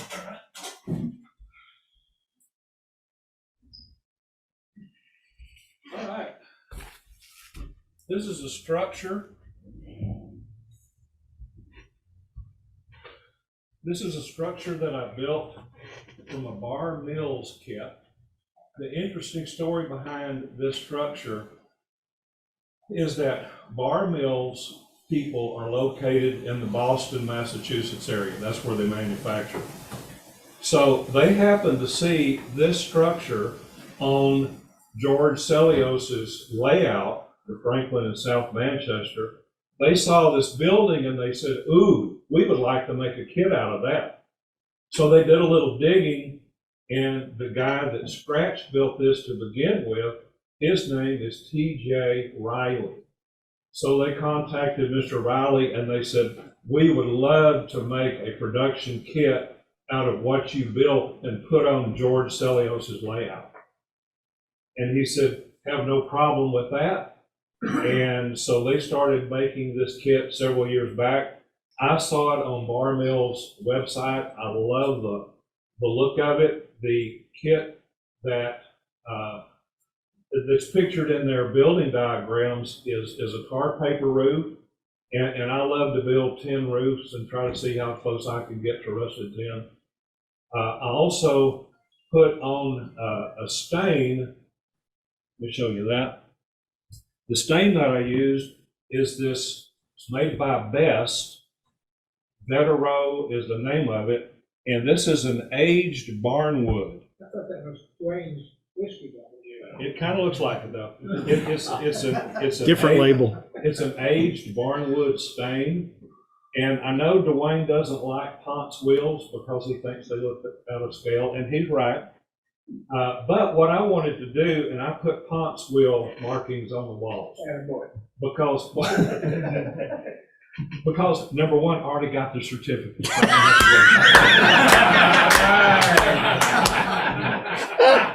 what I wanted it to look like. Yeah. Well, you got one that says cars on it. Good luck getting it fixed. Maybe I shouldn't have said that. So what I wanted it to look like was an old wood structure where around the nail holes, the wood had actually kind of rotted away and maybe looked a little bit oversized for what it would normally look like if you put a nail in a brand new piece of wood. So that's the look I was going for. So that's why I ponced it. Then I put the Vetero aged barnwood stain over that. And then I took some hunter line driftwood stain, which is kind of a light brown. And I took the sponge and kind of dabbed the walls to give it a little bit more depth and character rather than just straight granite. The base that it's sitting on is actually styrofoam, half-inch styrofoam. Those of you that have gotten hooked on watching Jason Jensen on YouTube, I like to watch a lot of his stuff because he does some real good colors and a lot of good techniques. He had a video about how to take styrofoam and paint it to look like concrete. So that's what I did on this structure here. And I think it turned out, for me, I think it turned out real good. It looks just like concrete. I added all of these barrels and other detail parts that you see. Initially, this structure was called T.J. Riley's Widgets. Okay, I wanted something a little bit better than that name on the layout. So I wanted to make this, since it's got a water tank up here, a very leaky water tank, I wanted to make this a chemical factory. So I named it Tox, T-O-X-X Chemical Company. Tox-X Chemical Company. Okay. I like that. A little humor there. So anyway, the wooden dock on the side is scratch built. Around the back, there's an oil tank with a line going into the back of the building. So you can check this out after the meeting and look at all of the detail. I really had a lot of fun with this kit. Can you see it, David? Or I need to move it one way or the other? Yeah, move it. Move it down here? Yeah.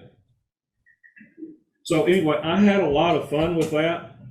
And I think the cool thing about building kits is being able to follow directions and use a little bit of your creativity to make it better or different than maybe the kit called for. But along the way, you learn a lot of good techniques so that when you want to scratch build something, you know some good techniques to scratch build a structure. So anyway, that's my kit. Yes, sir. You know if there's a prototype for that building?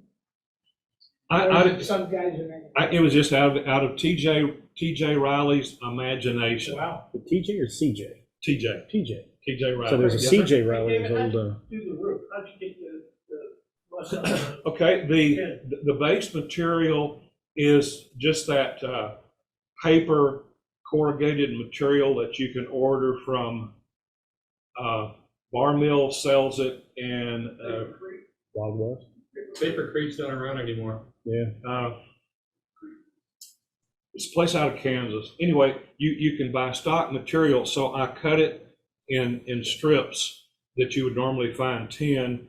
I sprayed it primer gray, and then I took, there's an AK rust kit that's about 5 different bottles of everything from light rust to old rust and chipping color.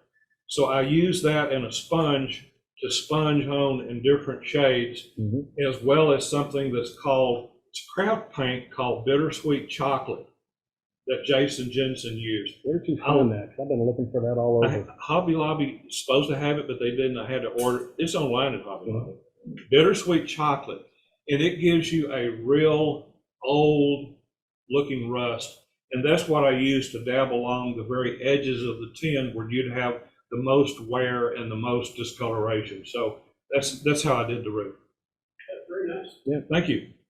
KC's Workshop is where I got the KC's Workshop online. They sell kits, and they also sell the roofing material that looks like tin.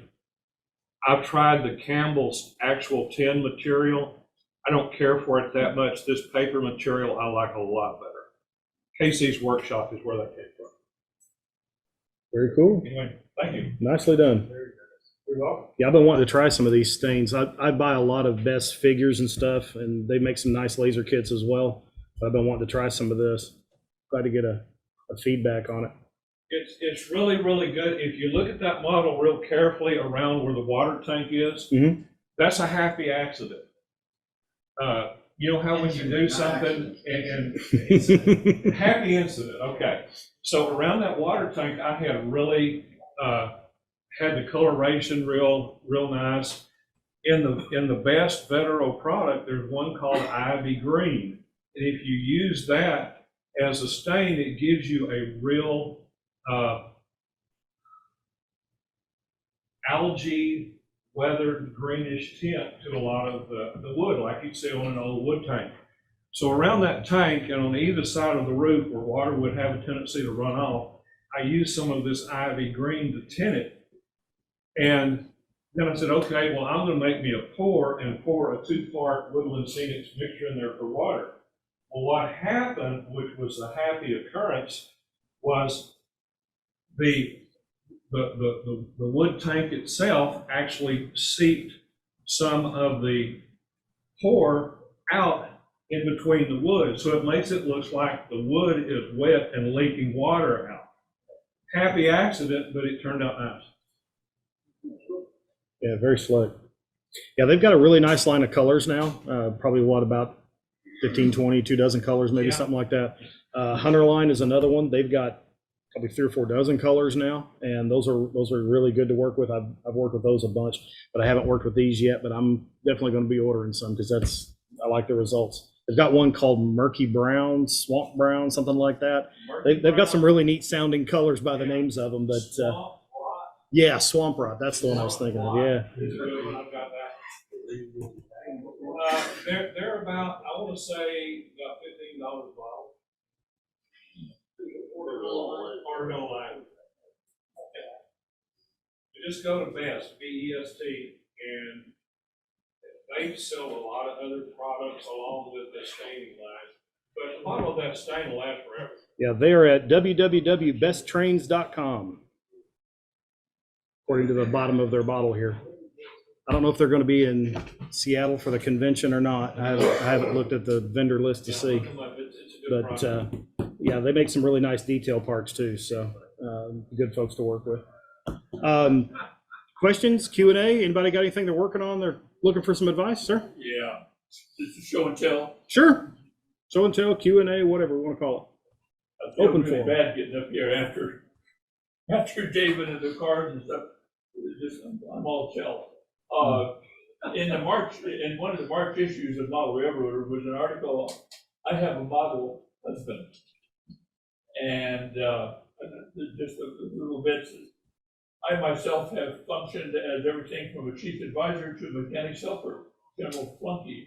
But the principal use of a wife to a model railroader appears to be that of a sympathetic ear.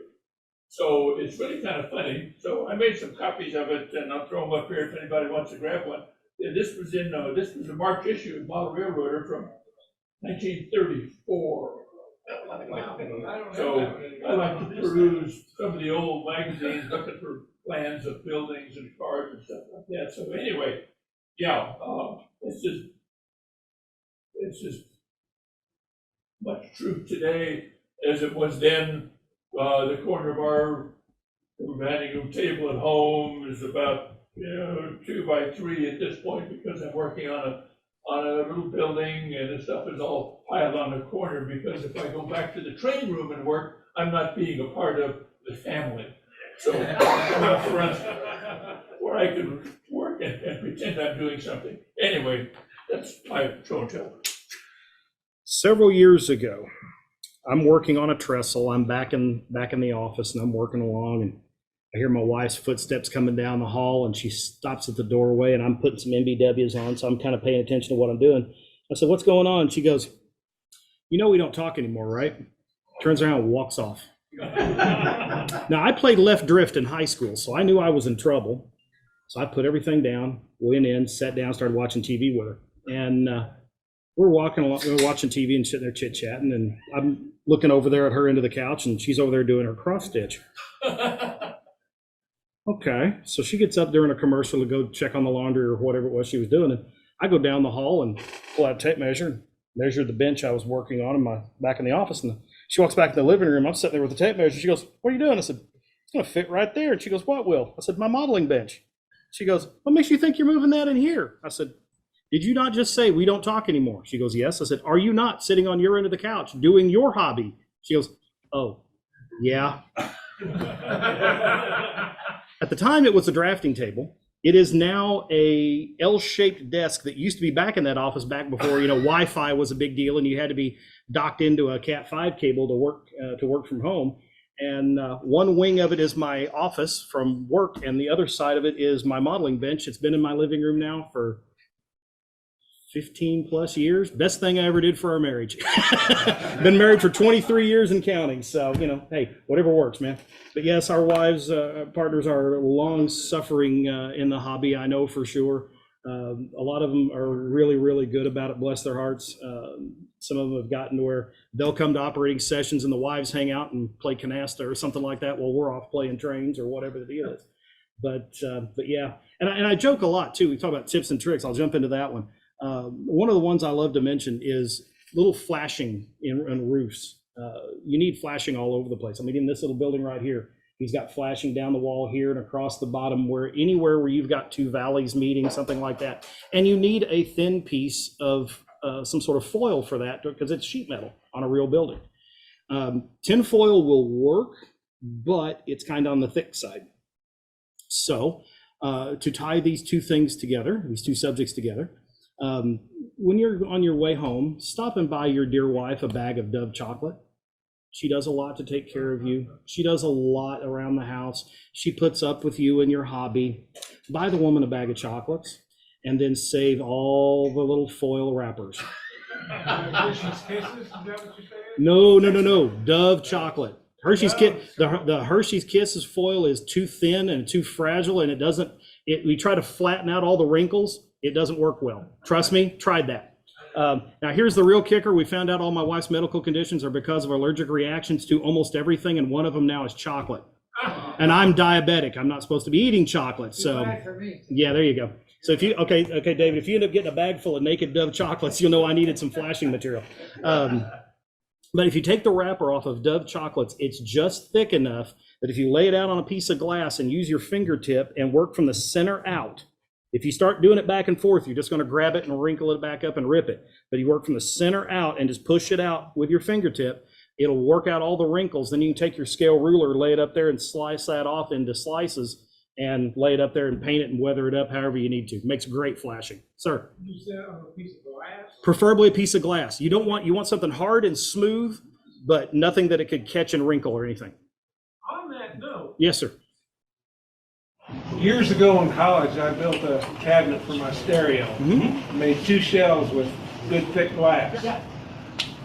About a year ago, I took them to a glass company, had them cut them up into nice chunks. Right. Would anybody like a piece of glass? Seriously. If you need one, now would be a good time to get them. I got a little, I started off because I didn't have a self-healing mat at the time, and I replaced the straight windows in the back of my 74 Beetle with the pop-out kind. And I built a model on the rear window of a Volkswagen Beetle. I still have that rear window for straightening out little pieces of stuff. I don't like cutting material on it anymore because it dulls a blade out really quick. But I still use that piece of glass for a lot of things, and a good flat surface. If you are building a structure like this, and one of the first things you'll see us do when we judge one is I'm going to come up here and I'm going to press on the corners. I'm going to see if it rocks. If you've got a building that's out of square, it's going to rock. Now, your first thought is, okay, I'm going to sand it. And I've seen some big name people on YouTube do this, and I want to throw the remote at the TV every time I see them do it. They'll grab it and they'll say, so take your building, set on some sandpaper and do this with it. And I'm going to throw screaming, no! If you do that, you are always going to be putting more pressure with one side of your hand than the other, and you're going to sand a bevel into your building, and then your building leans. Now, if your layout is drunk, that's fine. But what you really want to do is same principle. You want a piece of glass, put down with some spray adhesive, or tape down a piece of sandpaper, 220 grit or higher, and then take the building and lay it on there and scrub it in a circle. And that will sand it perfectly flat every single time. But that will save you an awful lot of heartache. But yes, if you've got a piece of glass or can get one, snag one from it. Dwayne. Taking Barry up on that. Yep. Folks that have been in my shop, like you have seen, talk about beautiful incidents or accidents. We bought a house before this. It was actually the house that the former manager of the UP yard lived in, and tucked in the garage was a diesel engine window, and that is now the surface plate on my workbench. Yep. Yeah. Take Gary up on that. Yeah, a good sheet of glass could go a long way for you. Somebody online had a question? No, I was just going to mention that Dr. Ross has an amazing set piece of glass that he uses for his There you go. Yeah. cutting piece. So. Again, I cannot encourage you enough to take advantage of a good opportunity. So yeah, definitely. It's also a good one if you're to use when you're actually gluing the building up. I've got those Kaufman Kaufman graphics corner clamps. I've brought them up here and showed them during different clinics and things. I'll take one of those and I'll set the building up and I'll set it on that piece of glass and then come back in with the clamp. And then I know the glass is perfectly flat. Now the corner clamp's going to hold that portion of it in a perfect 90. And what I end up with then is a good straight square plumb joint. And it saves you having the rocking building in the first place. I got a piece of glass out of a 10 by 12 picture frame, and with the computer, just made a piece of paper with a bunch of lines on it, all parallel and some at right angles, and then tape that to the bottom of the glass, and tape around the edges to keep me from cutting myself, and to hold the paper underneath there. And then when you lay it down, if you have something that you really want parallel, you've got all these little lines under the glass, which is really kind of handy. Yeah. Yeah. Especially when you take them and you have them staggered in varying widths apart, you can always find you 2 lines in there somewhere that'll help you get it. Yeah, that's a neat idea. I like that. Something you can do on something like that I like to do, like on old Campbell kits where you get the elevation drawing of all 4 sides of it and you're building the walls out. I'll actually go down to Kinko's and copy the plans, bring them back, and I'll set a copy of the plans on the bench, and then I'll tape a piece of wax paper over them and actually build them right there on the plans. And then build the walls, everything in the flat, weather them up, do whatever I'm going to do with them, peel up boards and all that kind of stuff, and then start putting them together. So works out real well. Anybody else got a question? New tip, something new they learned? No? Nobody? All righty. Well, gentlemen, thank you for coming in. We had a good meeting. Thank you, Patty, again for the Operation Lifesaver stuff. Yes, we got one? There's another presentation. There is? Yeah. Oh, didn't know we had a second clinic. Cool. So that's what happens when I don't get the email, Mike. I sent it. It's short. Okay, cool. Well, let's do that then. Okay. Excellent. So a few weeks back, I was talking to Mike Mackey. What did you get roped into? We're sorry. I was talking to Mike, and he was talking about Google Earth, and I said, I've used Google Earth before. He said, have you played around with Google Earth Pro? I said, no. And he showed me some things on Google Earth Pro, and he said, you ought to do a little presentation because maybe there's some people that don't know about Google Earth Pro and what you can do with it. And he said, also do some research on Sandborn maps and talk about that. I said, okay. So you want to bring up the PowerPoint?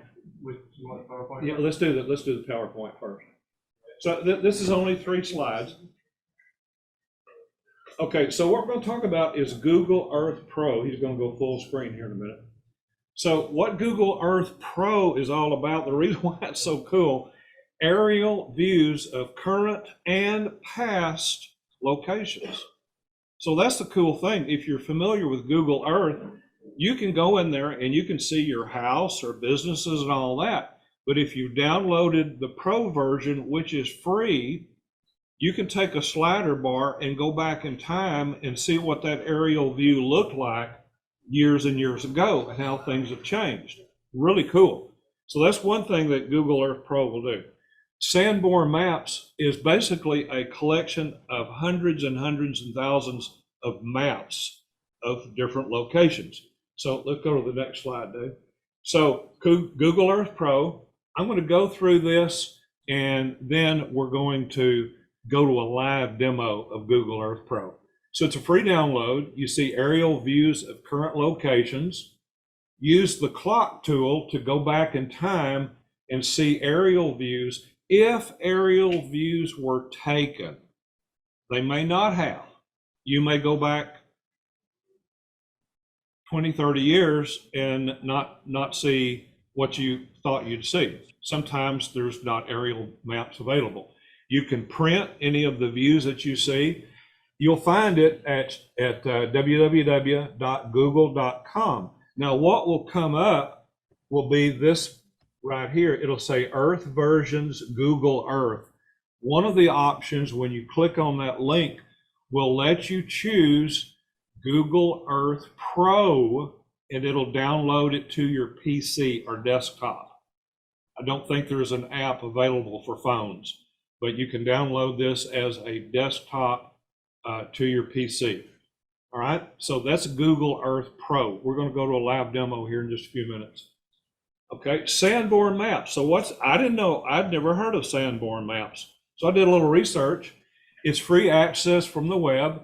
View thousands of maps to see roads, railroad lines, boundaries, and building footprints. So I'm going to read what it says here because you probably can't read it from where you're sitting. Sandborn maps are detailed maps of U.S. cities and towns in the 19th and 20th centuries. Originally published by the Sandborn Map Company, these maps were created to allow fire insurance companies to assess their total liability in urbanized areas of the U.S. Since they contain detailed information about properties and individual buildings in approximately 12,000 U.S. cities and towns, Sandborn maps are valuable for documenting changes in the building environment of American cities over many decades. That's the cool thing. If you're building a layout or you're doing historical research, you can see maps that go back as far as when they were drawing maps. And there's pictures of those maps on Sandborn maps. So a couple of things, click on this 1905 link that I've got here. This is a map. This is linking out to Sandborn maps.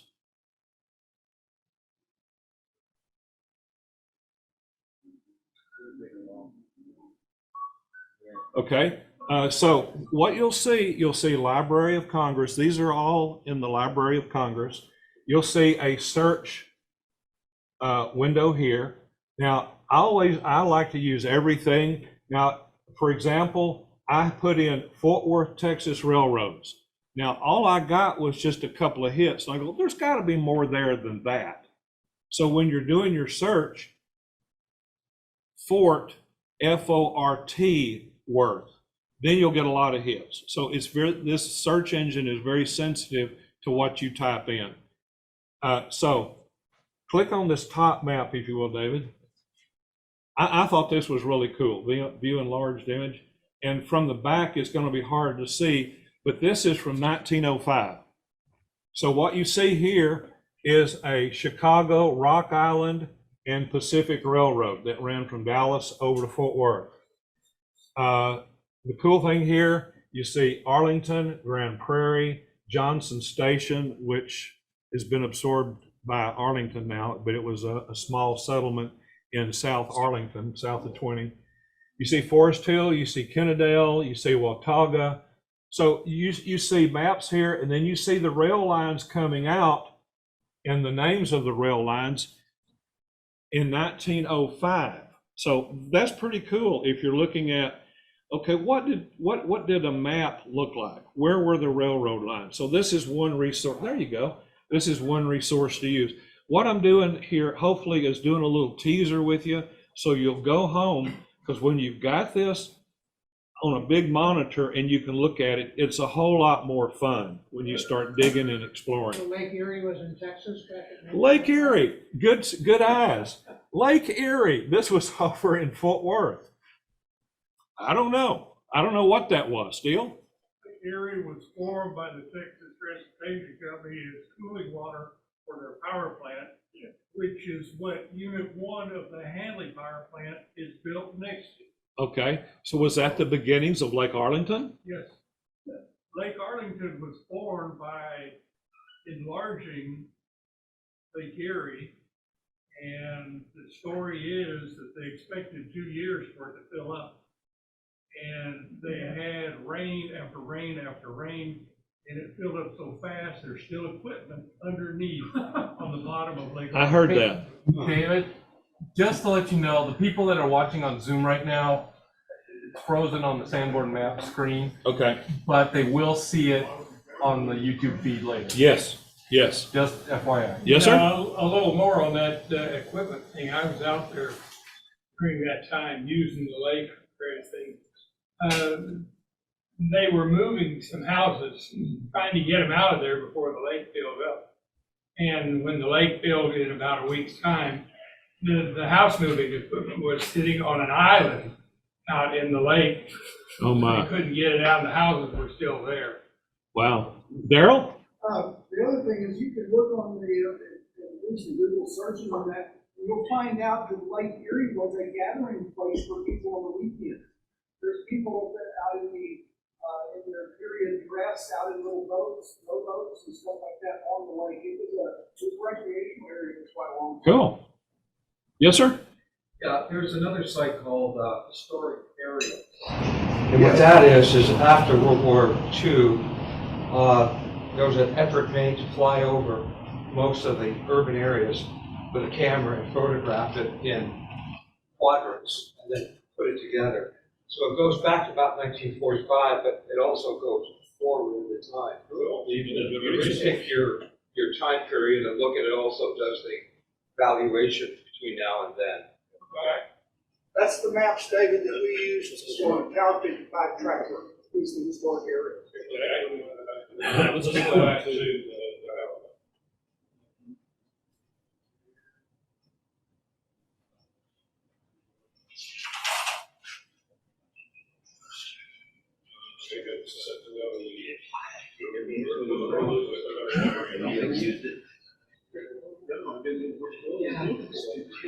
I got on my computer.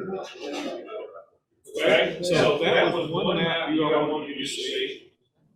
Sandborn map, and when you look at, you can search for Sandborn maps, but what the link is going to say is www.loc.gov collections. You'll see it. Yeah. Well, yep. Sandborn map search. Click on that one. So this is again going to go back to Library of Congress. Yeah, we'll see it here. We'll be on the YouTube. Yes, sir. The library downtown has probably 600 or 700 Sandborn maps. Another good resource if you don't have access to a computer. That's a good resource. Areas you go. Okay, good tip. No, I'll be darned. My hometown, right there in the middle. Let's go where it says this collection. Type in Fort Worth, and not FT, but FORT, Worth, and you'll begin to see options popping up. Hit a space bar one more time, Dave. Now, Fort Worth Tarrant. Let's click on that. Okay, now, just for grins, click on this first one, Dave. Now, this is from February of 1893. View 28 images in sequence. Click on the first one, Dave. Just FYI, it's Yeah, doing the just same thing, so this will be on the Okay. YouTube. So move the screen. There you go. Now, try to enlarge it if you can. There you go. A little bit more and push it up. Whoop, not quite that far. Push it up to the top of the, I'm sorry, going the wrong way. Push the screen up to the top. There you go. I want to see the lower part of the map. Oh, there you go. All right, this is from 1893. Now, I don't know if you can see this, but you can see a lot of yard area in here where, and it says Texas and Pacific Railroad. You see, what does that look like right there? It's a roundhouse. So you see all the trackage. Now, this is 1893. So you're seeing a lot of the trackage going east and west and north and south in 1893. This is just an example. You can go ahead in time and look at how the maps changed where rail lines were added. So that's Sandborn maps, just to give you a little bit of a taste of that.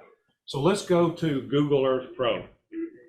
Really encourage you, go to Google Earth Pro and download it. It's a free download. Okay, so now we're looking at Google Earth Pro. In the search window, I had Dave put in Houston Amtrak Station. Here's the Houston Amtrak Station. Okay, go out from there, Dave. Now you're seeing all of the I-45 stuff in here and all of the loops. Notice this right here. You see this green area right here? This is current view. All right, click on the clock icon up here, Dave. Now, notice there's a slider where you can slide it back or click it back going forward or going in reverse to go back in time. What does that green area look like it might have been at one time? A yard. So go ahead, go to the other side and just start clicking back, Dave. All right, so you see some yards showing up. Some of these years, the aerial views are cloudy. They didn't get a real good shot. But as Dave is clicking back, again, you can use the slider, or you can go over here to the very earliest photograph and click on that back arrow and have it go back in time. And you can see where all the trackage was in 1944, 1945 in that era. A shed? It's a shed. So let's say, for example, if the Texas Western Model Railroad Club was modeling something and we wanted to see what it looked like in 1962, which is our modeling period, we could bring up 1962 and see what it really looked like, where the buildings were located, what was there. And you can do the same thing with your layout and with your club if you're trying to zero in on a certain year. So let's slide over. Just go forward. David? Yes, sir? Yeah. If you go back to that slider thing for a minute. You see where those white vertical lines are? Yeah, like that. And the next one? Yep. That's the years that you can click on when they took an aerial. Okay, so if you're trying to get to 1962 in your example, you can't get there. You can't get there from here, as the old saying goes, because in 1953 was an aerial, and the next aerial's in 1978. Now, Mike, does that hold true with photography of all areas or just specific areas? For example, just that on that area where you are, that's what they've got available. So it changes. It changes with location. Okay, so I could look at maybe Fort Worth, Texas, and there might be a 1962 aerial. Correct. Okay, so what we're going to do, we're going to go over to what's called Hardy Yard, and Dave is going to scroll over to it. All right, look at this area right in here. And again, we're at 1953. All right, now, again, you can see the vestiges of track and cars. Again, not necessarily a real great aerial view, but Dave, just start clicking forward and see the change. Focus, and here, some of these views are not real great. Dave is clicking forward. Okay, do another one.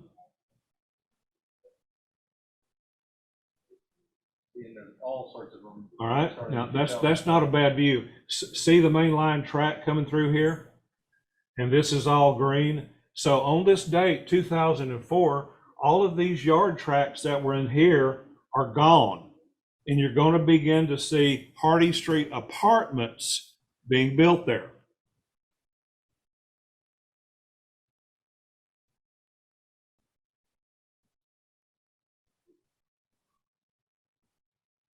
Ooh, green, that must have been taken in the spring or in the fall. It shows months. If you look here, this is one of 2009. Yeah. 2010, 2011, March, October 2012.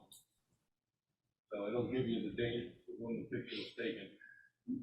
About the 2020. It started in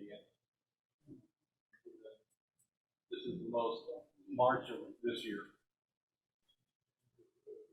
Somewhere around in here was the Hardy Street Apartments. No, I don't think you're in the right spot. We're not in the right spot. No, sir. Here's Hardy Street coming in right here. Are we? Zoom out if you would. And go back to 1978.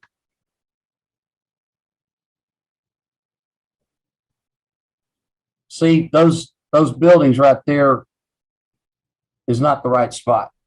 So if you can go to the left, David, back down to the depot. All right, here's the depot.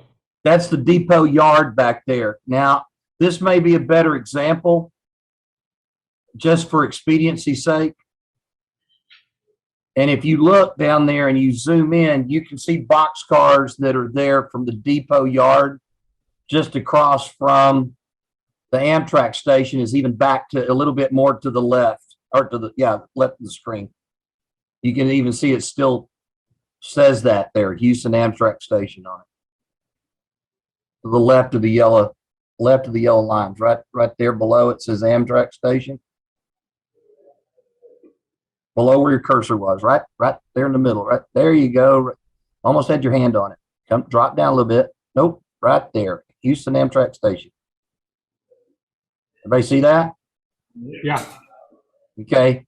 You got a couple of passenger cars sitting there in 1978 on the opposite side. All right, so slide the screen to your right. There you go. Now, if you look there in 78, there was a little bit of a yard right there. Now zoom out and now progress through time and you'll watch that yard disappear. Focusing on the center of the screen there. You'll see the outer tracks are beginning to go away and the yard is actually reducing in size. That's a good shot. That big building in the bottom center is the Houston Grand Central Station of Southern Pacific. Is it?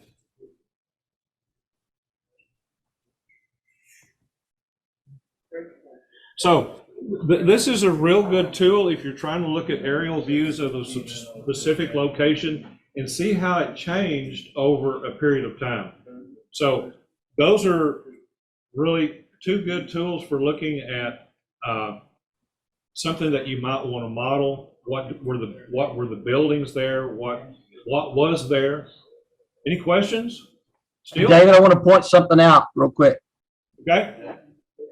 So look back over at the Amtrak station. Zoom in a little bit over there. That's good enough right there. You remember those two passenger cars that were sitting there in 1978? Still sitting there. They're still sitting there in 2010. I'll tell you another one this is really good for. Look at this building right down here in the lower left-hand corner. There's some sort of little building up here on the top where you can come up the stairs and access the roof. Look at all the roof detail that's up here. All this HVAC equipment up here.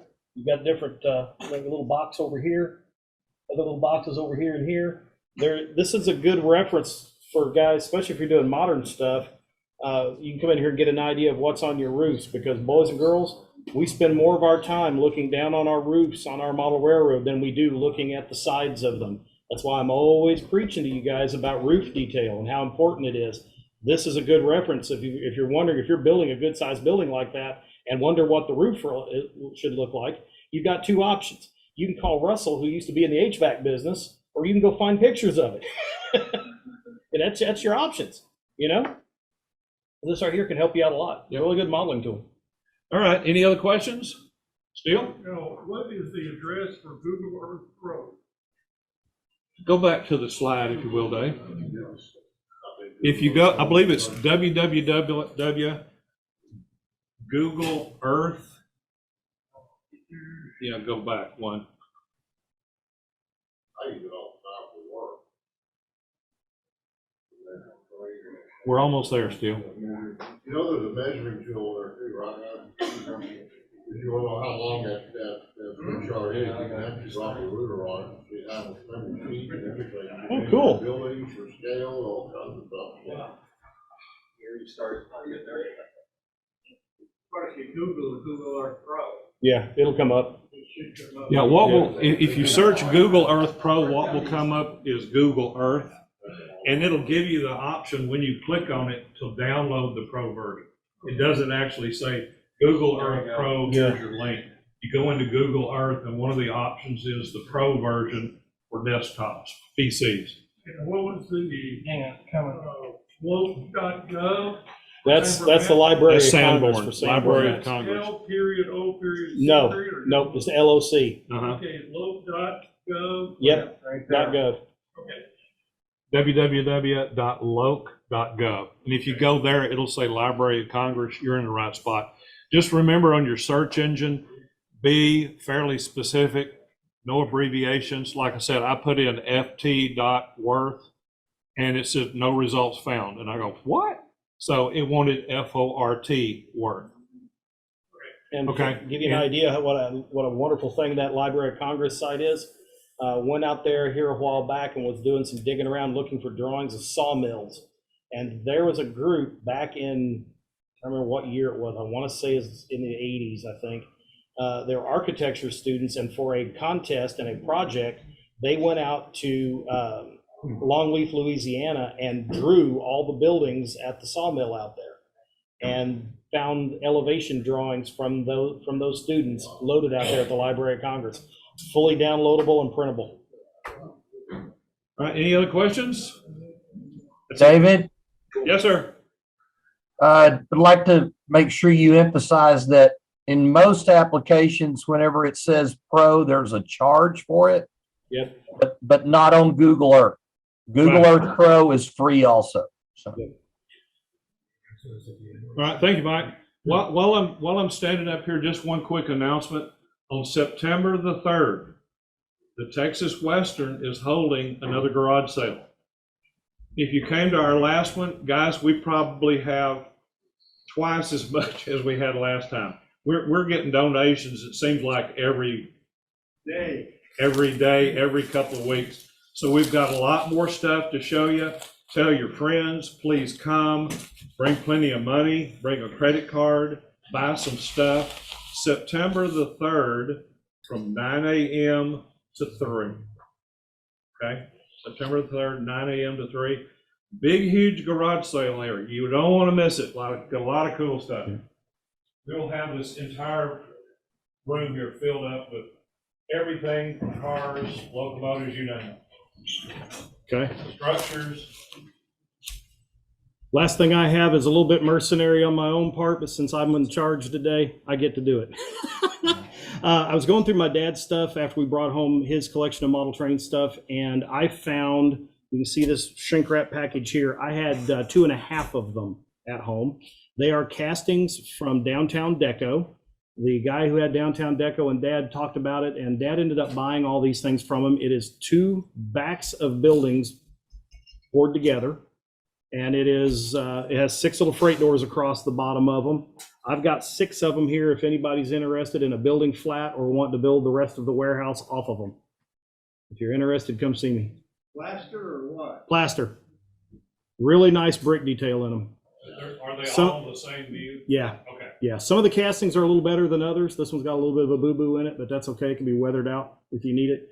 The brick detail in this is really, really nice. I mean, Downtown Deco makes some really nice plaster structures, and it's a big, you can see it's a good thick wall, and they make a really great building flat, and you can put a track right up to it with all these freight doors on it. Or like I was telling Dick a minute ago, is he wanted 2 of them. You could come over here off of one of them and build you a little, like a sheet metal bump out off of it, and then maybe put 3 freight doors on it instead of having 6, and have you something a little bit different and still run a line up to it. So if you're interested, come see me. What did I tell you I wanted for these, Dick? Wait. No, you're at $10 a piece. Yeah. So $10 a piece if you want some. Anything left over on those? $5. He actually said $20.